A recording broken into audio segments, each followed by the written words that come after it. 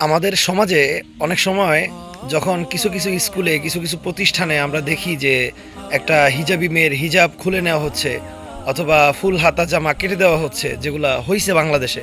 তো এই ঘটনাগুলোর সময় এক ধরনের সুশীল শয়তান তারা এসে একটা সাফাই দেয় যে প্রতিষ্ঠানে যদি হিজাবের নিয়ম না থাকে, হিজাব যদি ড্রেস কোডের অন্তর্ভুক্ত না থাকে, তাহলে সে প্রতিষ্ঠানের নিয়ম মানতে বাধ্য।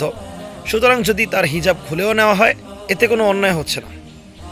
এখন কথা হলো, যদি আপনি এই প্রাতিষ্ঠানিক নিয়মটাকে আপনি ফলো করেন, এটাকে যদি আপনি মূলনীতি ধরেন, তাহলে আপনার প্রতি আমার একটা প্রশ্ন আছে। সেটা হলো, আপনি যে ইসলাম নামক একটা প্রতিষ্ঠানে নিজেকে অন্তর্ভুক্ত দাবি করতেছেন, ইসলাম নামের একটা প্রতিষ্ঠানের একজন সদস্য হিসেবে আপনি নিজেকে দাবি করতেছেন, নিজেকে মুসলমান হিসেবে প্রকাশ করতেছেন, বলতেছেন আপনি মুসলমান, তাহলে ইসলাম নামক প্রতিষ্ঠানের ড্রেস কোড মানতে আপনার এত সমস্যা কেন?